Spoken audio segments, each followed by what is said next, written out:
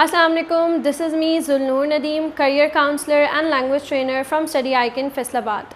आज हम बात करेंगे यूके स्टूडेंट वीज़ा के बारे में। हमारे पास बहुत सारे ऐसे स्टूडेंट्स आते हैं जो इस बारे में कंफ्यूज होते हैं कि यूके स्टूडेंट वीज़ा के लिए कितने पॉइंट्स रिक्वायर्ड हैं और हमारा वीज़ा किस तरह से फ़ाइल होगा।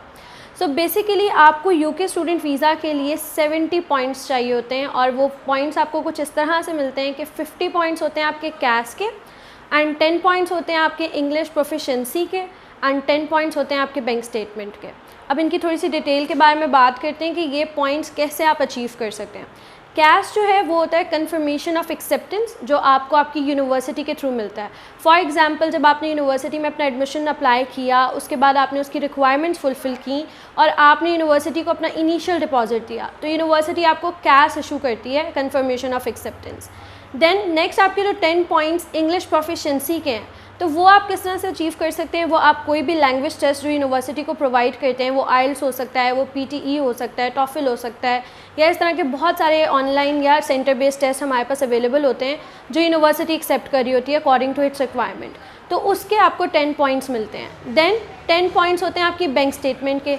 बैंक स्टेटमेंट जो है वो आपकी अपनी ये शो करवाने के लिए होती है कि आप वहाँ के लिविंग एक्सपेंसेस को और आपकी जो रिमेनिंग फ़ीस है, जो इनिशियल के बाद आपकी रिमेनिंग फ़ीस रह गई है, उसको आप ओवरकम कर सकते हैं, उसको आप वहाँ पर जाकर दे सकते हैं।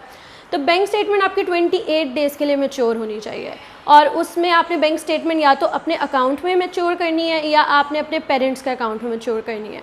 तो ये टोटल आपकी बैंक स्टेटमेंट मैच्योर हो गई। अब बैंक स्टेटमेंट तो मैच्योर हो गई, लेकिन अब आपके लिविंग एक्सपेंसेस के बारे में बात करते हैं कि आपके लिविंग एक्सपेंसेस क्या हैं।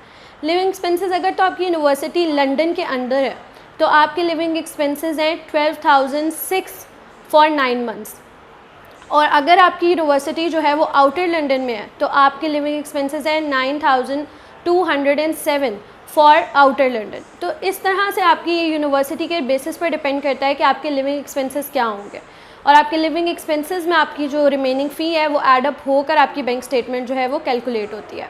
ये 70 पॉइंट्स अगर आप एक स्टूडेंट जो है वो ये अचीव कर ले तो उसको एक स्टूडेंट वीज़ा फ़ाइल करने में कोई प्रॉब्लम नहीं होती और ये 70 पॉइंट्स एम्बेसी को शो करवाए जा सकते हैं।